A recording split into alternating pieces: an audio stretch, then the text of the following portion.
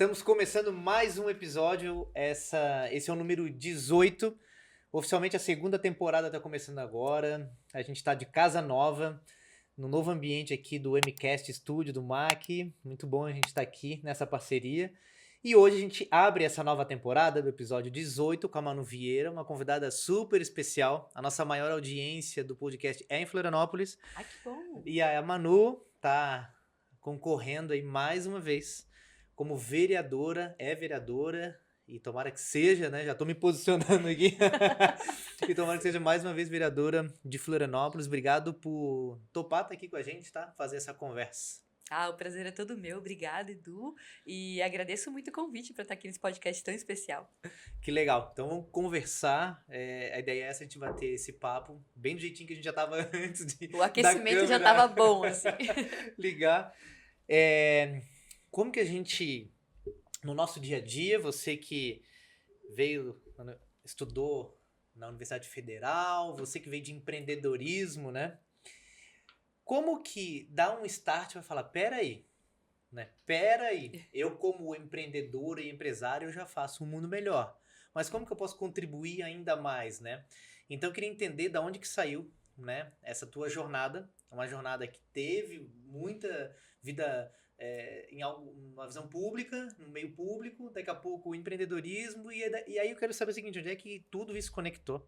Pois é, Pra falar, né? cara, vou concorrer, eu vou trabalhar, vou ser vereadora em Florianópolis e vou mudar a cidade pra melhor. Da onde que... Conta pra nós um pouquinho. Olha, eu acho que essa é a pergunta que muita gente me faz, porque eu sou uma pessoa bem normalzinha, eu brinco, né? Eu sou manezinha de Florianópolis, meus avós são de lá, tenho muito carinho, escolhi estudar nutrição, vim da educação pública, então quando eu saí ali da nutrição, minha mãe quis comprar um restaurante e eu resolvi que queria empreender com ela. Então esse desafio de empreender já foi algo assim, puxa, vamos lá, mas sempre fui muito interessada em muita coisa, em Sim. trabalho voluntário, escoteira, né? Fazia eventos junto na universidade, trabalhava na empresa júnior, então já tinha essa coceirinha de trazer mudanças para o meu entorno, sempre tive isso comigo.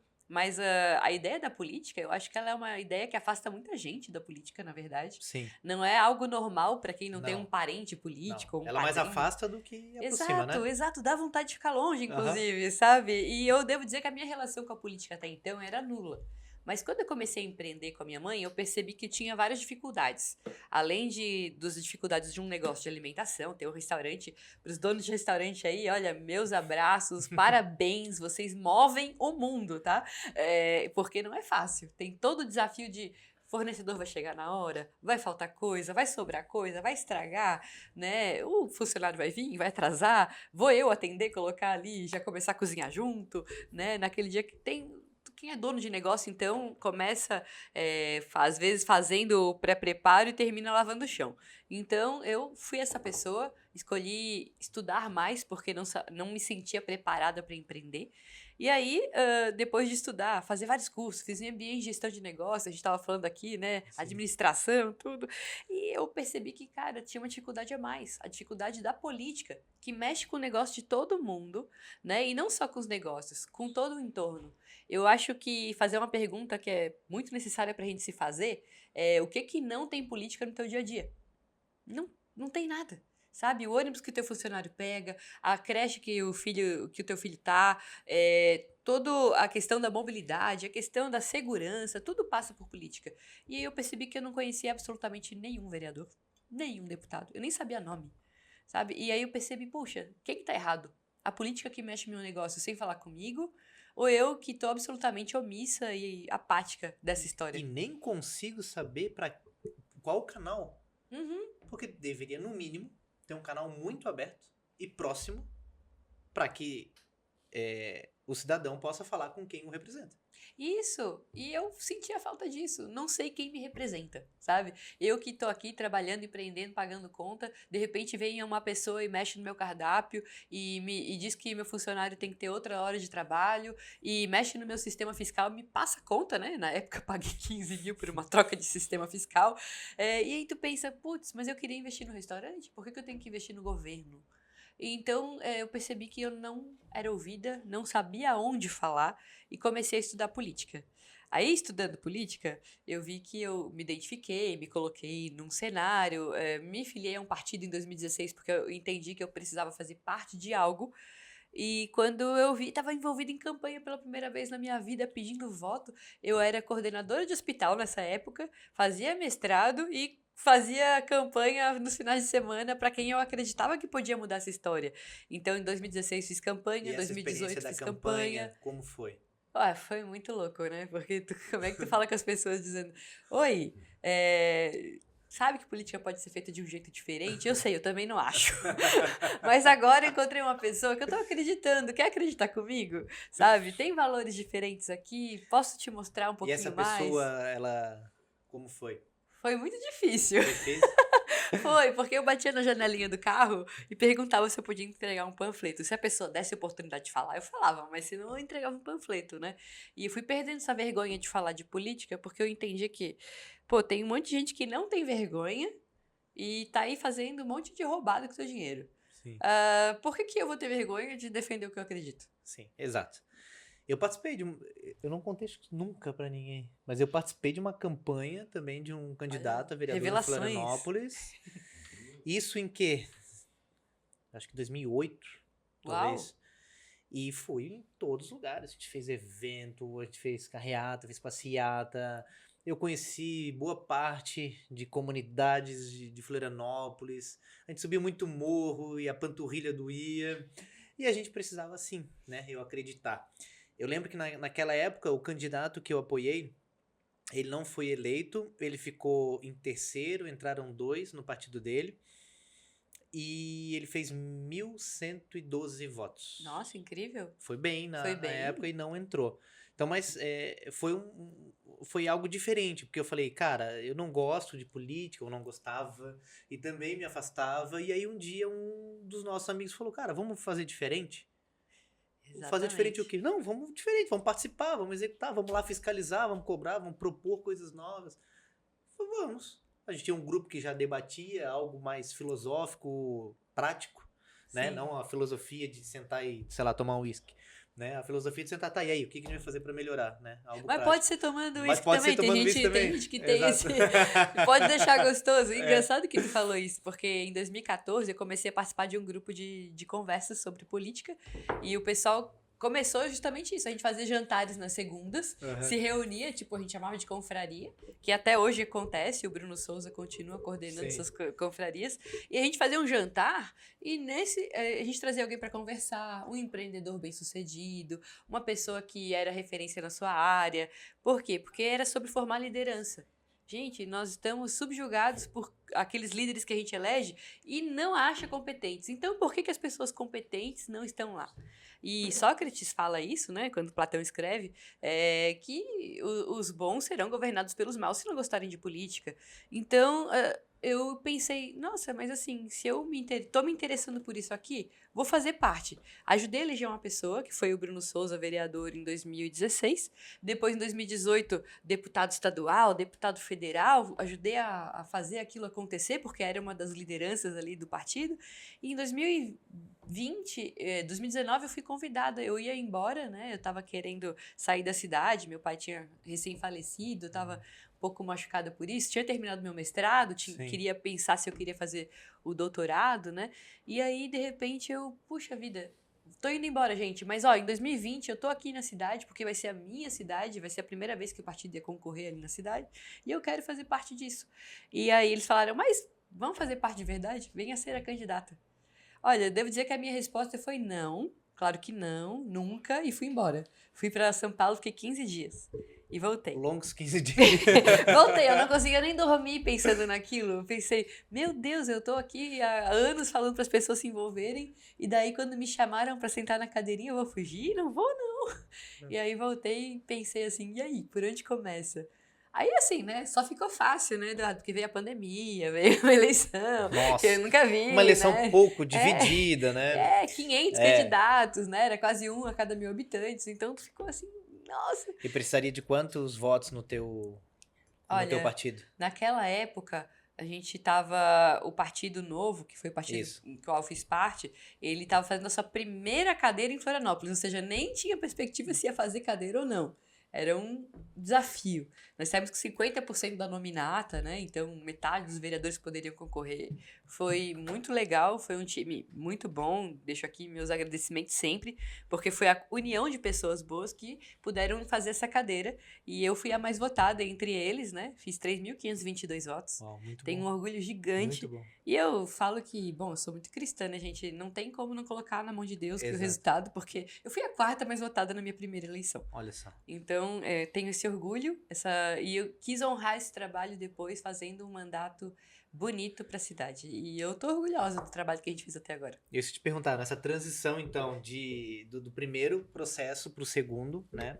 O quanto tu te sente orgulhosa. Eu vi no horário político ali, eleitoral, o prefeito Topázio falando sobre algo que eu achei muito bom. Ele falou assim, a gente, apenas 2 anos, e aí ele mostrou, né, o resultado, o quanto que ele foi, né, além de executar, acompanhar, fiscalizar, acompanhar, tudo aquilo que aconteceu, só que ele falou, sim, mas a gente erra. Uhum, Ele falou, a gente errou, eu errei, e eu tô aqui para melhorar. E a gente vai olhar de novo, Então, eu gostei desse, sabe, desse posicionamento de a gente poder sentar e conversar sobre isso. Então, eu queria ver contigo como que tu vê esse processo, né? Do primeiro, para tomar aqui pro segundo, Sim. né? Agora, como que tu tá vendo essa transição? Tipo, estou entregando com honra esse primeiro, né? E como tá sendo essa passagem pro segundo? Perfeito, acho que é uma excelente pergunta. Então, um dos desafios de quando se entra de forma tão principiante, na política, porque eu não tinha experiência no serviço público até então. E aí eu entro no mandato. Então, eu parei de trabalhar, eu estava dando consultoria, eu parei de trabalhar por 3 meses para fazer campanha e me dedicar exclusivamente. E eu me planejei financeiramente para isso, porque como eu falei, eu cuido bastante assim do meu planejamento financeiro, Sim. porque eu sempre soube que o Estado não ia cuidar de mim. E aí eu pensei, putz, vou ficar 3 meses sem trabalhar, nunca fiquei sem trabalhar na minha vida, fiquei até nervosa com isso, e eu brinco que eu não estava preparada para ganhar. Porque daí aí eu tinha que ficar mais 2 meses ali, que eu tinha que montar a equipe, montar uma assessoria competente, técnica, para justamente suprir o conhecimento que me faltava. Né? Eu não sou uma desconhecedora da política. Desde 2016 eu estava debatendo e me formando em política. Fiz cursos diversos, fiz um curso que eu acho muito legal, que é o Renova, né? O Renova é uma escola de formação política, um curso de mais de 120 horas, que eu fiz durante a pandemia, inclusive. O próprio partido tinha cursos de formação. Sim. Então eu fiz todos eles e continuo fazendo. Esse é um exemplo muito incessante. bom do partido que tu estavas, né? Uhum. Talvez seja, não sei se é o único, mas um dos poucos partidos, acho que investe nessa formação, né? Acho que ele investe bastante e ele faz uma seleção de pessoas para isso. Mas eu devo dizer que eu já descobri várias outras formas que outros partidos também oferecem. Né? A Fundação Podemos existe aí bastante, bem forte. O PL também está trazendo essa vertente. E eu acho isso muito legal. A maioria traga, né? Não, e eu quero ajudar a construir, porque nós precisamos construir pessoas cada vez melhores para não só participar da política como parlamentares, mas também como assessores, como cabeças de fundações, como formadores de opinião. Sim. A gente tem que ocupar vários espaços. As pessoas têm que participar da política de várias formas. Conselho da cidade, conselho comunitário, lideranças comunitárias, APP do colégio, sabe? Conselho tutelar. Eu acho que cada cidadão pode entregar muito para o coletivo. E a gente precisa voltar a enxergar isso. Eu construo um tijolinho da sociedade que eu quero, sabe? E agora, tu tá num outro partido. Sim. O que te tocou no coração a fazer a decisão de mudar? Não foi fácil, afinal, eu fui voluntária 4 anos para criar, para ajudar a fortalecer, né, o novo em Florianópolis, e depois fui a primeira mandatária.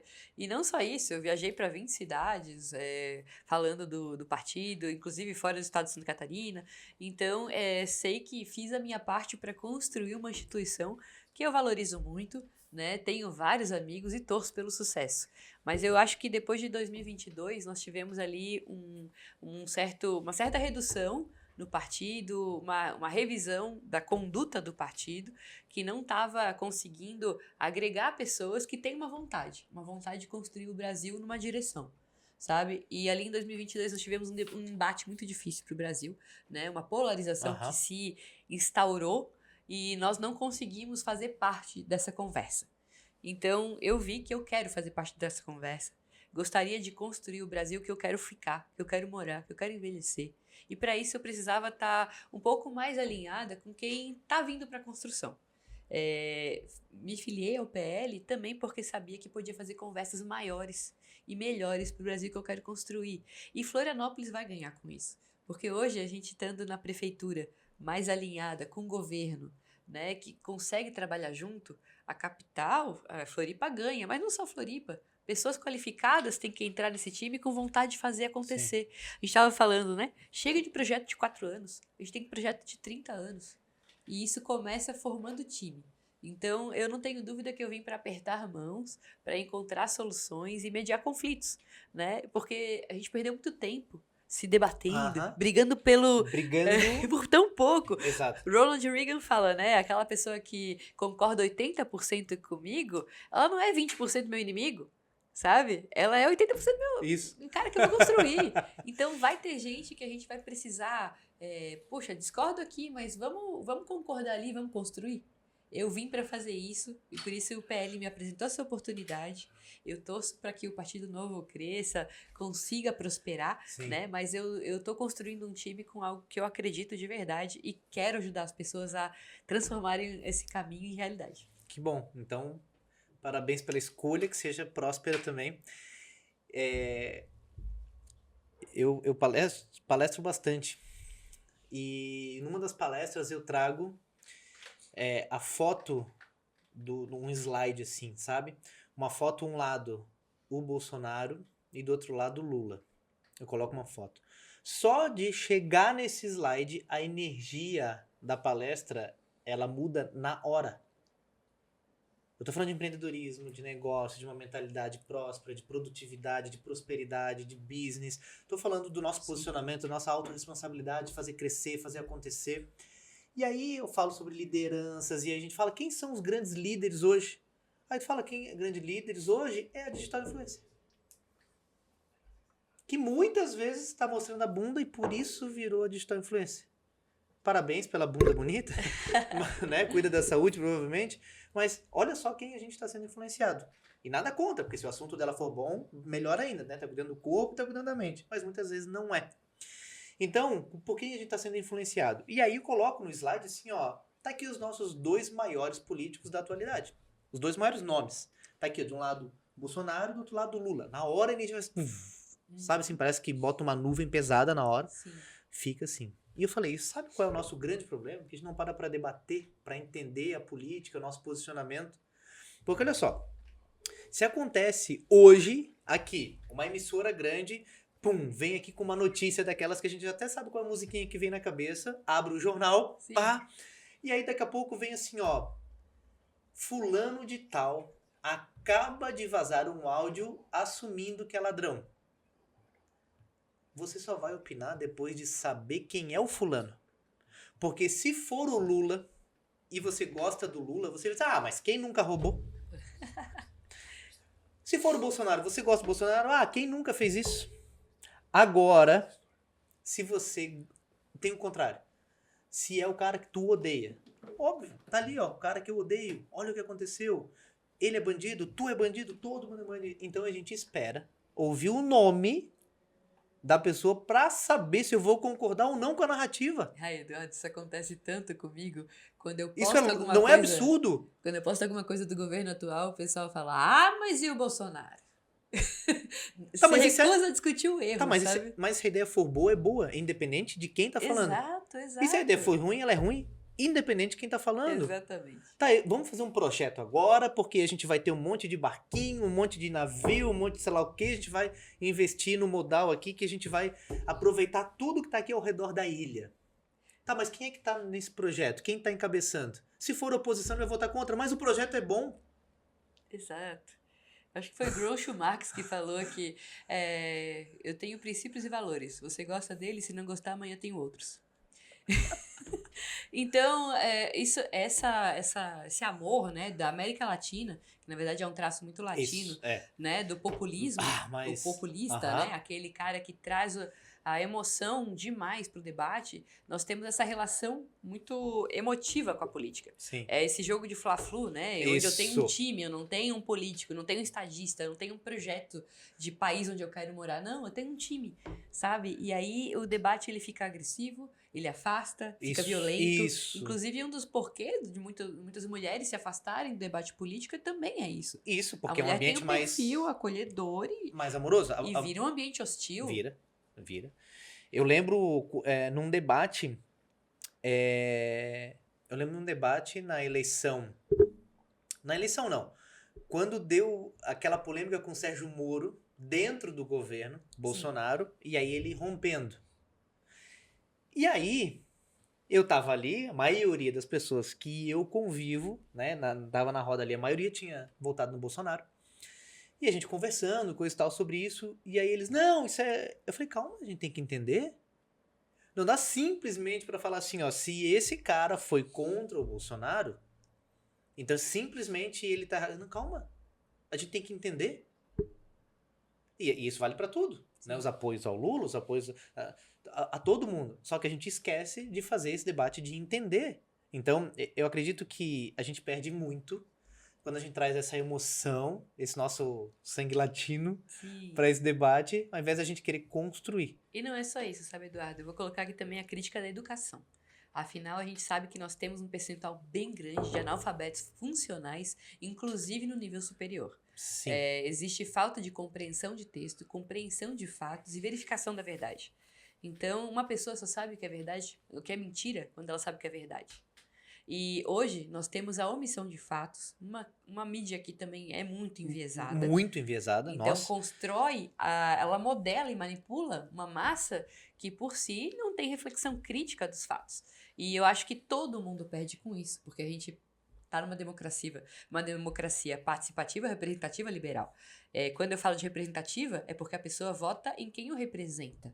Né? A política da Grécia Antiga, onde a gente tinha a cidade-estado de Atenas, era das pessoas participando numa ágora e dando a sua opinião sobre os fatos da cidade. Mas só quem podia participar dessa política era o cidadão livre nascido em Atenas, com homem, né? Então, eram vários critérios de refinamento. E aí, a gente hoje está estendido, tem essa liberdade e a conquista do voto para todos.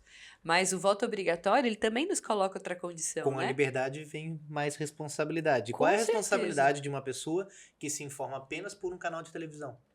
Ou por WhatsApp. Ou pelo WhatsApp. Porque cada um fala, não assisto mais TV, mas também recebe cada coisa pelo WhatsApp que não verifica. Isso, sabe que não verifica. Aí também não tá tão saudável você deixar a TV desligada para se informar, para adotar apenas um viés, né? Eu brigo pela verificação dos fatos, reflexão crítica sobre isso. E é isso que tá faltando também. E mais debate, mais conversa, Sim. sabe? Eu acho que o nosso senso crítico, né? Sobre isso. Eu ligo a TV pouco. Liguei a TV essa semana, fui almoçar, falei, vou ver o jornal. Olhei o jornal e eu falei assim, meu senhor, como tá enviesado.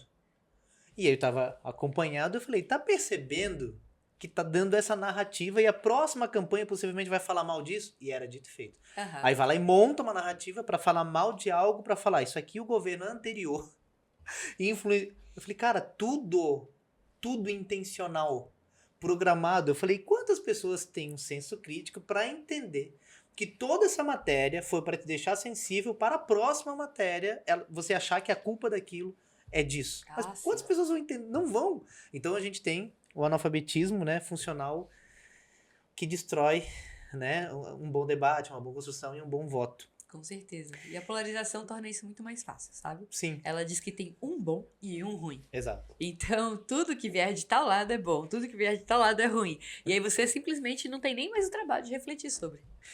Eu marquei aqui 7 tópicos pra gente trabalhar. Eu tô no primeiro e já foi a metade do tempo do podcast. Vamos ver o que eu vou fazer com o que eu anotei aqui. Não, eu tô empolgado aqui em saber. Mas eu ia pular aqui, mas eu não vou pular.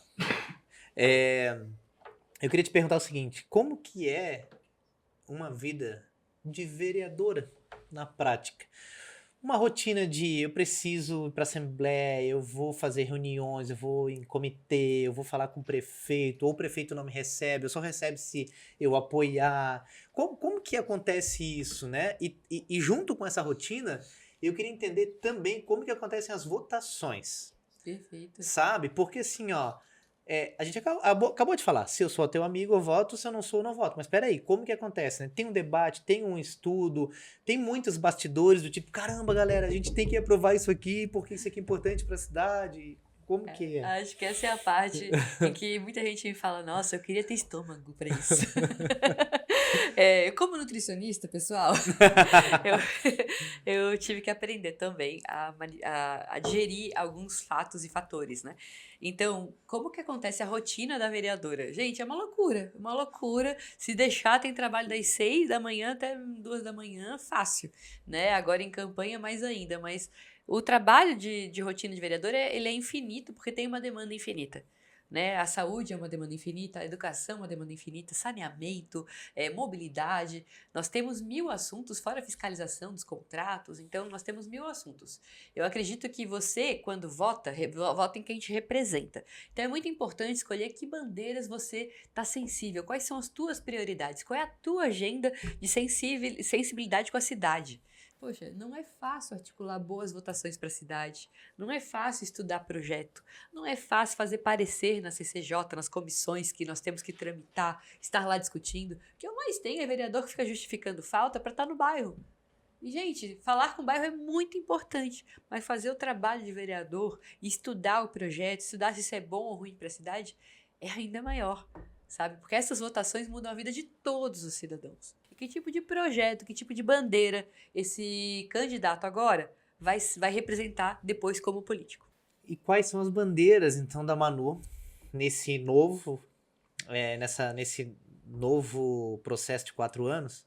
Quais são as bandeiras? São as mesmas? Alguma saiu, alguma chegou? E conta quais são elas. Eu continuo a mesma, né? Eu defendo a mesma coisa e as pessoas podem esperar muita coisa parecida de mim. O que que eu acho que melhorei? Melhorei a minha capacidade de articulação e de diálogo.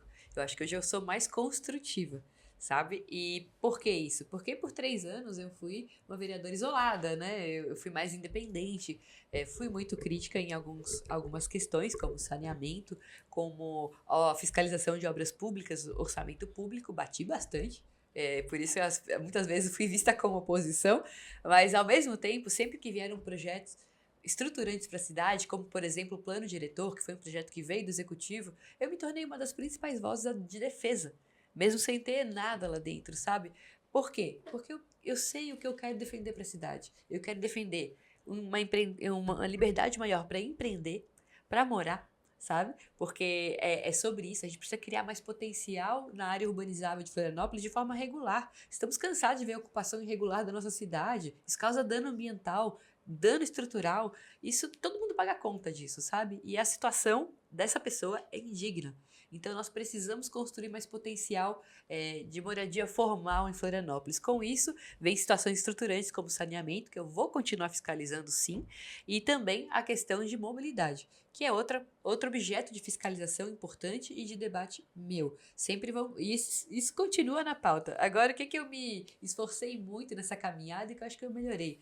Né? Eu melhorei em soluções estruturantes para a cidade. Depois de falar do plano diretor, eu trouxe o retrofit, que era um projeto que estava arquivado, nós remodelamos o projeto e ele dá mais uso a edificações antigas. É uma característica de Florianópolis, porque Floripa é muito antiga, né? Tem 350 anos, e a gente sabe que tem vários prédios no centro que estão desocupados. Isso traz uma sensação de insegurança, de potencial de ocupação indevida, né, de depredação, a teoria da janela quebrada se instaurando.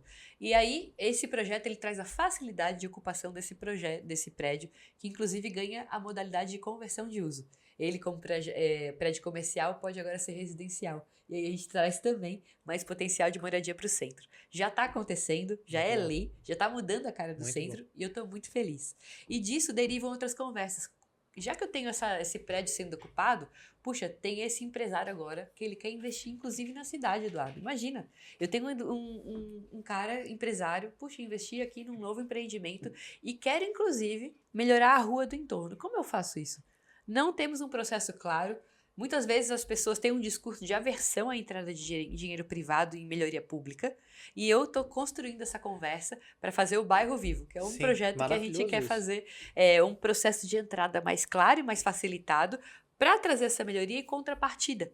Né? Poxa, ele pode explorar comercialmente algum espaço se ele trouxer essa melhoria Claro. e fizer a manutenção. Eu lembro que eu fui gerente do Banco Santander por 6 anos. Uhum. E os treinamentos muitas vezes aconteciam em São Paulo. Inclusive no Banespão, né? No Sim. prédio super tradicional, né? Que aí virou o Santander, mas tá lá o Banespão. E a gente fazendo esses treinamentos, a gente saiu para jantar num restaurante que tem vários da mesma família Mancini. Sim, conheço. Já fui para São Paulo, já comi esse macarrão incrível. Incrível, né? Eu vou para lá semana que vem, vou retornar. E aquela rua toda vitalizada com dinheiro privado, Sim. né? Então, eles fizeram uma parceria ali, se eu não me engano, Santander, acho que família Mancini, não lembro, mas teve essa participação privada para revitalizar. Quando tu chega naquela rua, tu pensa, meu Deus, tô em outro lugar. Exato, é Tá um oásis ali, iluminado, né? tá tudo lindo, tá Cabeamento limpo. subterrâneo, um lixo Isso. organizado. Tu fala assim, cara, por que não incentivar isso em todos os lugares? Né? Sim, aí o pessoal fala, mas por que a prefeitura não faz outra? Pra quem conhece Floripa, Vidal Ramos é uma Eu já ia uma chegar na rua Vidal Ramos, bem gostosa, uma Aham. cara bem comercial, bem cuidada, né? Cabeamento subterrâneo, drenagem refeita, o paver refeito também, o uso misto, né? Onde o pedestre até confunde calçada com rua, né? Porque reduz a velocidade do automóvel e permite mais caminhabilidade. Isso deixa mais agradável das pessoas passearem por ali e se tornarem clientes das lojas de rua. E é isso que a gente quer. A pessoa caminhando na cidade, usando a cidade. Quando a gente vai para um estudo de longevidade e entende lá as Blue Zones, né, onde tem mais centenários aí no mundo, a gente vê que eles estão em cidades caminháveis. E a nossa cidade tem que ser isso, ela tem que ser agradável para o pedestre, em especial para o pedestre. Então, trazer as possibilidades de melhoria que não dependam só do orçamento público, porque hoje a gente tem 5% do orçamento para infraestrutura. E se eu vou decidir entre calçada, ruas para pedestres e vias que estão absolutamente estouradas ou precisando de drenagem ou não asfaltadas ainda, que é uma realidade de É uma Floripa, realidade. poxa, eu vou dar prioridade para onde está gritando mais, Isso, sabe? sim. Então, precisa ter outras soluções para a gente melhorar a cidade e hoje eu vejo que é possível construir isso.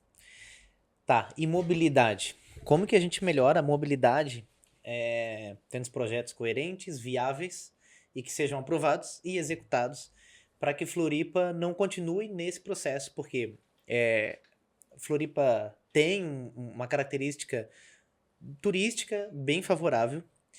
A gente tem um aeroporto agora decente, E né? hoje chega o avião da TAP, né? O primeiro voo que chega de Lisboa aqui pra Muito Floripa. bom, né? Muito Então bom. a gente tem coisas maravilhosas acontecendo nessa ilha. Eu já conheço 18 estados no Brasil e eu já devo ter ido, sei lá, em 30 aeroportos no Brasil.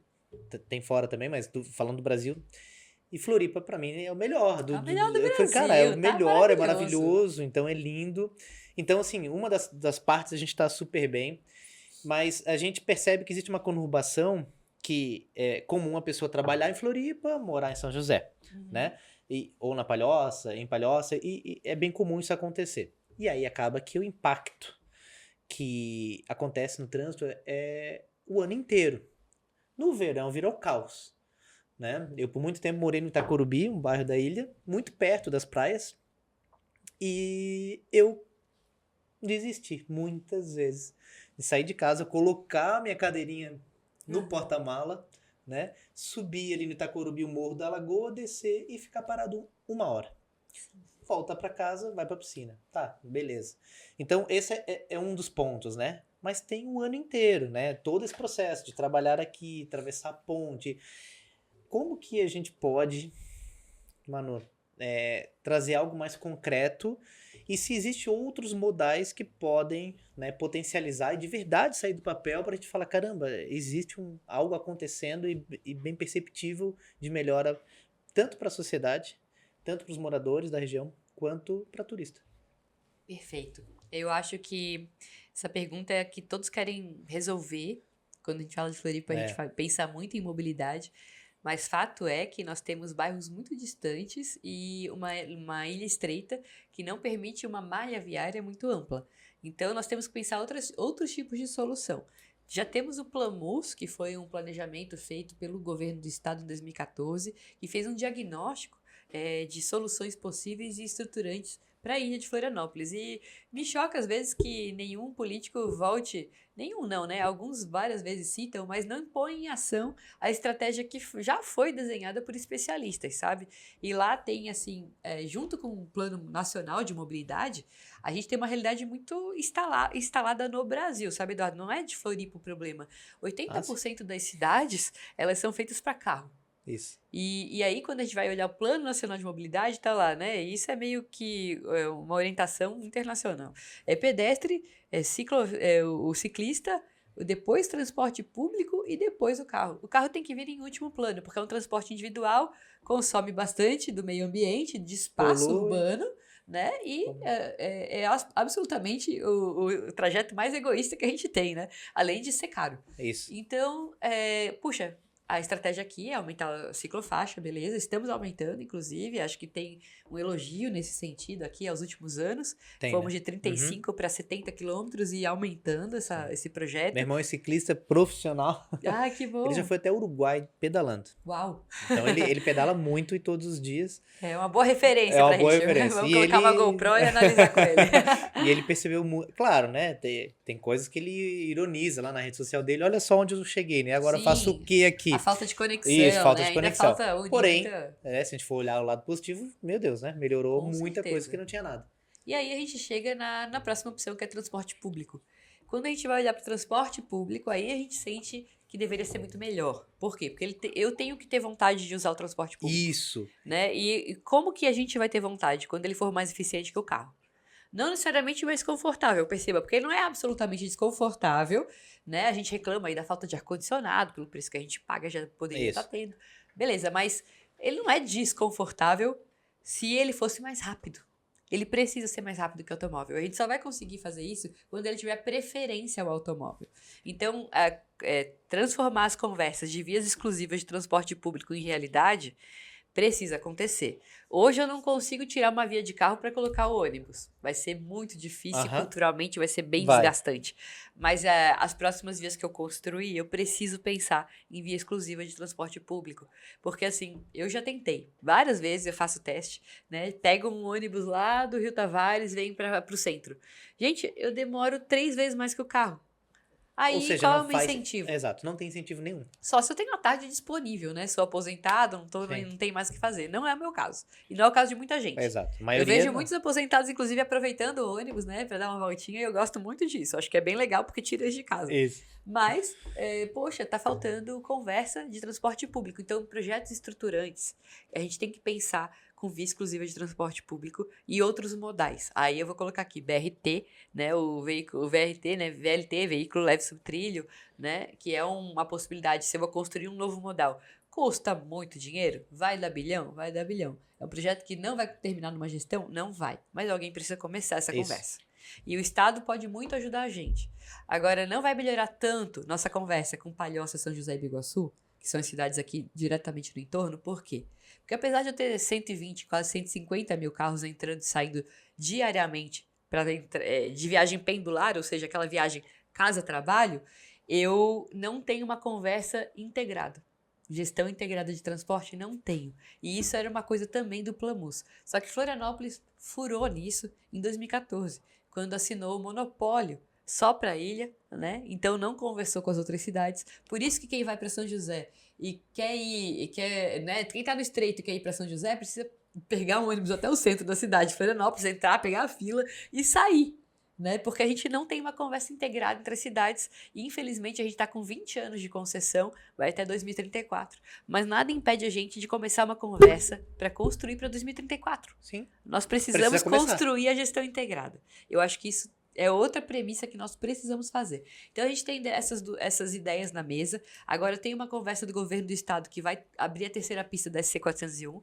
Isso é uma conversa importante. Importante, porque é a via de maior movimento do estado, né? Absolutamente argolada. A gente já tem 80 mil carros indo e voltando também diariamente nessa via, sem temporada. Na temporada chega a 120. É incrível.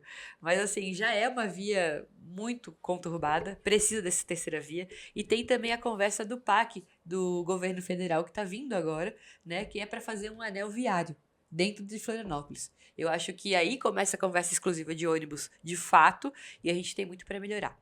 Eu vejo com uma perspectiva boa esse futuro, mas nós precisamos ter conversas de começar, continuar e terminar. Muito bom.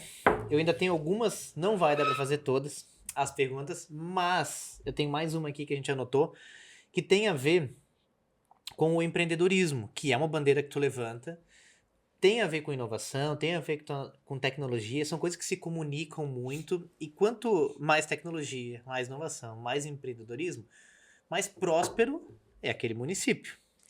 Então, vai gerar mais recursos, mais riquezas, vai estar mais atrativo, é melhor para todo mundo, né? Mas parece que nem todo mundo gosta disso, de empreender, de inovar, de incentivar isso.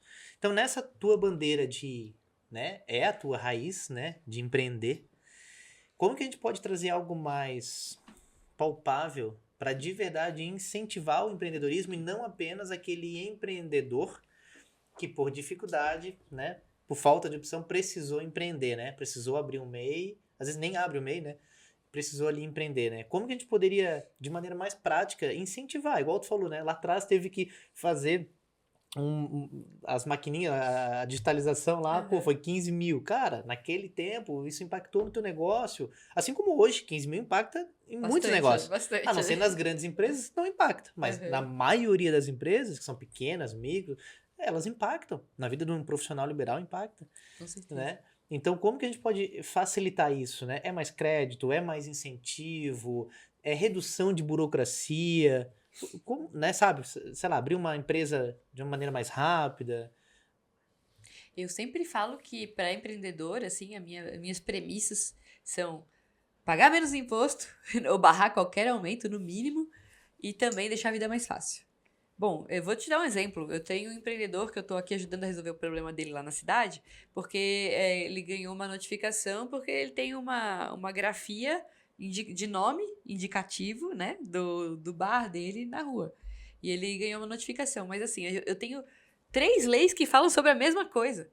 Para uma pessoa saber, né, tem uma lei inteira que é a 422, a Lei da Cidade Limpa, tem um plano diretor que também tem uma parte que fala sobre isso lá, né, que é uma lei que tem 3.000 artigos, e aí tu tem ainda um decreto que também fala que da área de proteção cultural tem algo diferente.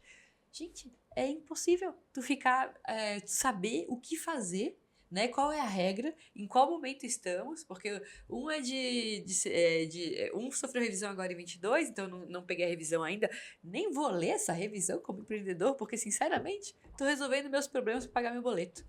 É muito difícil conversar sobre as leis, todas as leis que versam sobre o teu negócio.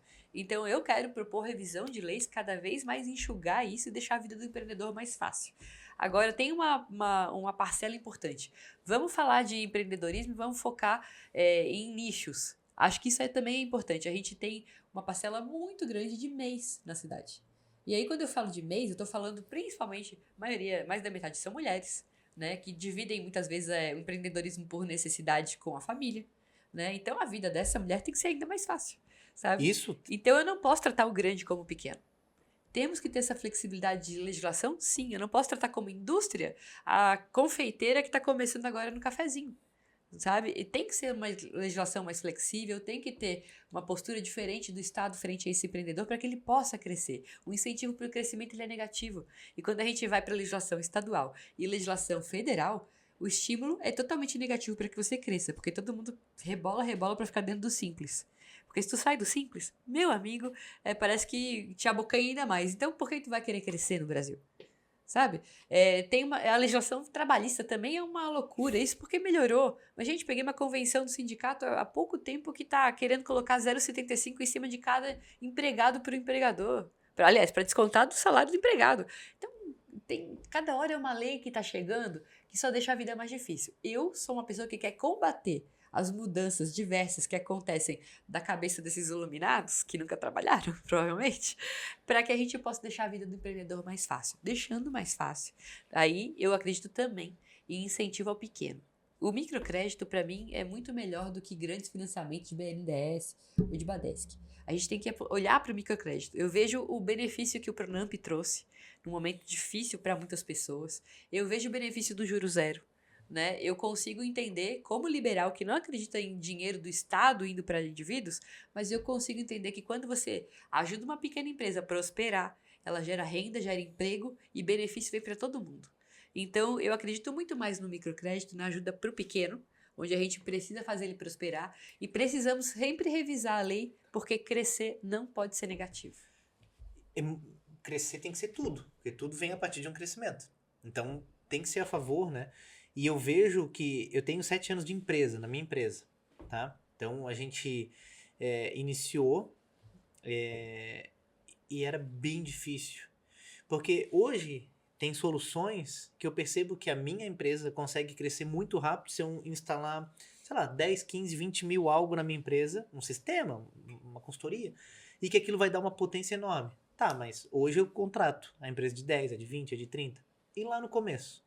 Como que eu contrato alguém de 30 mil para fazer o meu negócio que vende 1.000, vender 30 mil? Uhum. Sabe? Então, eu hoje não consigo... Eu dou consultoria, presto consultoria, né? Eu tô lá eu já fiquei muito tempo dentro da CIF, dentro de CDL, Florianópolis. Então, várias parcerias importantes, impactantes, que a gente consegue levar o nosso conteúdo, a nossa consultoria adiante.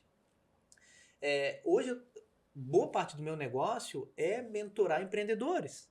E eu vejo que o meu empreendedor, ele só consegue chegar no meu business se ele já passou por essa etapa.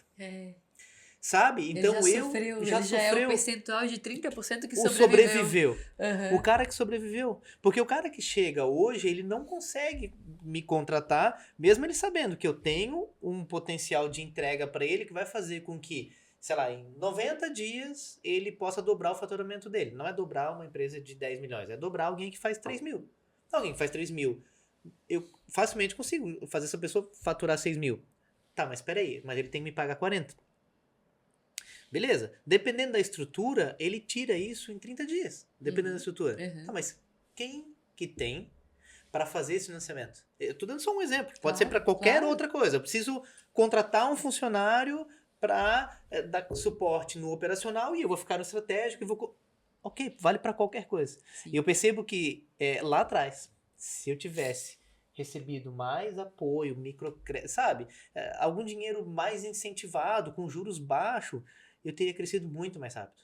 Né? Eu estou chegando no 8º ano da minha empresa, mas eu estudei muito, formei em administração, fiz pós-gestão de negócios na FGV, fiz pós em marketing na Univale, fiz pós na PUC, em finanças. Ou seja, esse homem já vale milhão, né, gente? Só pelo que ele investiu, já vale milhão. De investimento, era milhão. Mas quantas pessoas têm condição de investir nisso? Ou priorizam isso. Tem gente, alguns poucos, né, tem condição e não investe. Mas a gente tá falando para um bairro vulnerável, de uma criança que nunca saiu daquele bairro, que é uma realidade até em Florianópolis. Eu tô falando de uma criança uma menina que vai ficar grávida com 12, 14 anos. Isso. Vai se cadastrar no Bolsa Família com a mãe dela, vai fazer faxina. Exato. Sabe? Não tem visão de mundo, perspectiva de sair E vai comprar uma calça jeans de R$200, igual aquele meme, né, que por muitos anos viralizou. Mas é isso, esse é o desafio. Meu Deus, quanta coisa eu queria te perguntar ainda e a gente tá aqui mais ou menos no tema. Vamos lá. Deixa eu te perguntar o seguinte. Chegou mais uma pergunta, que a gente abriu caixinha, perguntando a tua opinião sobre o ex-presidente da República, Bolsonaro. Pergunta pra Manu o que ela acha do Bolsonaro. Então eu vou fazer a pergunta que chegou aqui pra ti. Eu acho que hoje a gente tem uma mídia que não deixa esconder nada. Eu estava eleita na época de Bolsonaro e em vários momentos eu o critiquei em alguns discursos. Acho que foi uma crítica relativa à postura de liderança em alguns momentos, que foi delicada, alguns discursos. Mas, ao mesmo tempo, eu tenho muito respeito pelo que ele produziu e apoiei em todos os momentos o presidente Bolsonaro para que ele fosse conduzido à reeleição. Por quê? Porque é inegável, nós percebemos o que o Brasil melhorou e como ele venceu a pandemia em tão pouco tempo, especialmente comparativamente com outros países. Sim. Gente, é inegável o que uma gestão fez. Exato. Então ele colocou pessoas que sabiam o que estavam fazendo como ministro. Não colocou amiguinho, não. Colocou gente que estava produzindo, de fato. E eu posso falar isso de boca cheia porque eu conheço algumas das pessoas que trabalhavam no governo Bolsonaro e entregaram capacitação de qualidade, lei da liberdade econômica, marco das ferrovias, marco das startups, cabotagem do mar. Gente, assim, eu posso ficar listando mais uma série de legislações, marco do saneamento básico, sabe? Uma série de legislações que estão salvando as cidades e salvaram empreendedores e empresas, e hoje a gente ainda está colhendo os frutos disso, né? Infelizmente, algumas quase foram derrubadas, como o marco de saneamento básico pelo atual governo, uma tentativa aí, ó, de voltar o Brasil a alimentar o problema, porque alimentar o problema é interessante para manter as pessoas manipuláveis. Agora, não tenho dúvida que eu sempre defendi a postura de liderança que ele conseguiu reunir um time que conduziu esse Brasil para uma direção muito mais próspera. Isso eu não estou dando opinião, isso são fatos. Isso, fatos. Nunca se teve um time tão técnico fazendo a gestão da pasta correta. Isso, hoje a gente está numa loucura de reforma tributária que a gente não sabe a alíquota que a gente vai pagar. É uma loucura, sabe? A gente pode romper com o Brasil. A gente tá no maior nível de queimadas, mas ninguém tá falando sobre isso. Não, exato. A gente viu que não foi o Bolsonaro que botou fogo na Amazônia. Pois né? Até estavam querendo gravar, descobrir os criminosos, estavam loucos pra levantar o boné e ver, meu Deus, é você, Bolsonaro. Não é, gente. Não é. Então, olha, o maior nível de ocupação de terras produtivas. Então, desculpa, é a essência de um governo que eu discordo, né? E eu tinha total acordo de conduzir o ex-presidente a reeleição. Infelizmente, foi muito próximo disso, mas o Brasil perdeu essa oportunidade de continuar numa direção próspera. Hoje nós estamos colhendo os frutos ainda, se a gente não está quebrando, é por causa do que a gente colheu na gestão passada, mas eu temo pelo nosso futuro e estou disposta a construir um 2026 aí que a gente possa ter uma nova liderança. Não sei se com a do presidente Bolsonaro, não sei se com algum sucessor, porque a gente não sabe essa situação de elegibilidade, exato. Mas eu estou disposta a construir para isso. Que bom. Estou disposto também, concordo com a tua resposta. Pelo nosso tempo, eu vou para as últimas duas, pode ser? Pode, tá bem gostoso, tá fluido, tá bom, mas como a gente bateu 1 hora já, eu vou para as últimas duas. O que é essencial para construir uma campanha como vereadora, e levando em consideração critérios do porta a porta, do presencial, dos bairros, atrelado ao digital? Como que hoje é essa eleição? A gente acabou de falar do Bolsonaro, né? O quanto que a eleição dele lá foi vitoriosa, o quanto que o digital influenciou. Sim. A gente está vendo o Bolsonaro chacoalhar a cidade de São Paulo com o digital, né? Ele estava lá sem aparecer, agora está em primeiro. O Marçal, né? O que eu falei? O Bolsonaro. Não, Pablo Marçal, desculpa. O Pablo Marçal está chacoalhando, né, a cidade de São Paulo, então ele saiu de último lugar lá praticamente para já estar em primeiro. Outros candidatos, né, não estão nem indo para os debates. Então ele chacoalhou muito com o poder do digital. É claro que o storytelling que ele conta é muito forte, então ele consegue desestabilizar facilmente uma outra pessoa, né? Então, voltando para a pergunta, como que estrutura um processo, né, para ser vitoriosa como vereadora no município, e usando essas duas frentes, né? O quanto que tu coloca de energia usando, sei lá, tantos por cento presencial, tanto por cento é digital, como que faz para ter o sucesso que tu teve e para repetir o sucesso que tu tá tendo, né? Um impacto alto nas pessoas. Olha, essa é uma pergunta que vale dinheiro, inclusive, né? Tem muita gente que trabalha com consultoria. Então, essa resposta vale dinheiro. Eu cobraria para dar essa resposta aí para os clientes. Provavelmente, se eu tiver uma campanha bem sucedida, eu vou fazer isso, gente. Porque eu escrevi tudo que eu passei depois que eu terminei a minha campanha de 2020 vitoriosa. Eu fui dar uma palestra em Vitória, Espírito Santo, que me chamaram para palestrar. E dei várias desde então, né? Onde eu chamo mulheres para a política e convido as pessoas, na verdade, a fazerem parte da política, pessoas normais como eu e você, para que a gente possa estar lá influenciando positivamente no nosso futuro, construindo ele ativamente. E aí fui e faço essas palestras e eu pensei, vou escrever tudo que eu passei nessa campanha, porque foi tanto perrengue, mas teve coisa boa e teve coisa ruim. E escrevi. E aí fiz um manual de candidata, onde eu tenho dado essa palestra, dei essa palestra até recentemente aí para candidatas que vão concorrer comigo, inclusive, mas que eu tenho maior interesse que elas vão bem, né? Que as pessoas vão bem, porque eu preciso que pessoas com boa vontade e boa intenção também consigam bons resultados. O que faz o sucesso? É uma resposta de milhões, literalmente, porque são mais de 5 milhões para fundo eleitoral, né, pessoal? Tem que ter o presencial? Tem. Acho que fazer só o digital, não vi nenhum candidato só digital, mas tem candidatos que ganham muita capilaridade pelo digital. Bolsonaro é um exemplo fortíssimo, né? Topázio é outro. E o Topázio também conseguiu investir muito no digital e a gente está sentindo ainda como é que isso chega nas pessoas.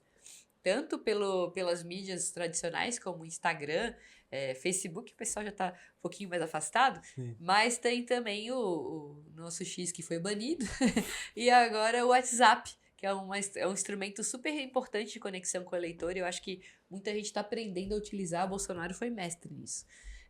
Então a gente tem esses instrumentos que tem que saber usar, só que eu acho que o que conecta essas duas formas de fazer campanha? O principal para mim é o motivo pelo qual você tá fazendo. Sabe? Quando tu descobre o porquê do estar na política, tu conecta com uma coisa muito importante com o eleitor, que é emoção. Política, ela tem muita razão, tem muita técnica, tem que ter. Mas se não tiver a emoção, porque, gente, eu falo sobre país, eu falo sobre família, eu falo sobre cidade, tudo isso tu vai lembrar o que mexe contigo quando eu falo da tua mãe, do teu filho, porque a política mexe com eles. Sabe? É o futuro do envelhecimento da tua mãe ali naquela cidade. Ela vai envelhecer bem, né? Ela tá com políticas que estão prestando atenção nisso. Tu vai sentir isso na pele, isso vai se tornar uma prioridade para ti.